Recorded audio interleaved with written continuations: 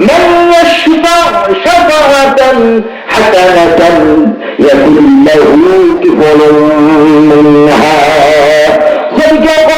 ভালো একটা কাজের জন্য সুপারিশ করে তাকে যদি সমর্থন করো ওই কাজটা আদায় করলে যে সব হতো ওই বান্দা সুপারিশ করার কারণে এতটুকু সব হয়ে যায়।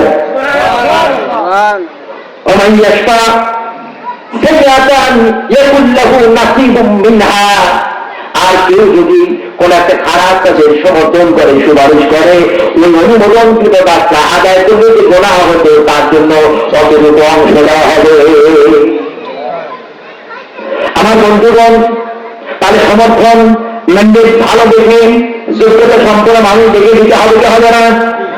যাদের ভিতরে কোরআন আছে, যাদের ভিতরে আইন আছে, আল্লাহর ভয় আছে, আল্লাহর দিন আছে, দিনের চিন্তা চেতনা আছে, দিনের ভীতি আছে, এমন মানুষগুলিকে যদি আপনি সমর্থন আর আপনার যদি এমন মানুষগুলিকে ম্যান্ডেট আপনি দিতে পারেন, আমার বন্ধুগণ আপনারা বলুন তো আপনাদের জন্য এটা লাভ হবে না ক্ষতি হবে? কথা বলেন না কেন আপনারা? লাভ হবে না ক্ষতি হবে? আমি আপনাদেরকে নিয়ে একখানা হাদিস ইবনে মাজাহ থেকে তেলাওয়াত করেছিলাম। আমার তেলাওয়াতকৃত হাদিস শোনা অনুযায়ী আমি আপনাদেরকে একটু শোনাতে চাই। লাভ ক্ষতি কতটুকু হবে, লাভ ক্ষতি কতটুকু হবে আমরা যদি তাম পৃথিবীর সমস্ত মানুষ থেকে মাখলুকাত থেকে আমাদের লাভগুলোকে একটু বুঝে নিতে চাই, আর আল্লাহর কাছে আমরা যদি একটা পুরস্কার পেতে চাই, জায়গা পেতে চাই, তাহলে পরে কিন্তু আমাদেরকে সেই লাভে থেকে যেতে হবে যেই লাভে কোরআন আছে, যেই লাভে হাদিস আছে, যেই লাভে আল্লাহওয়ালা মানুষগুলো আছে।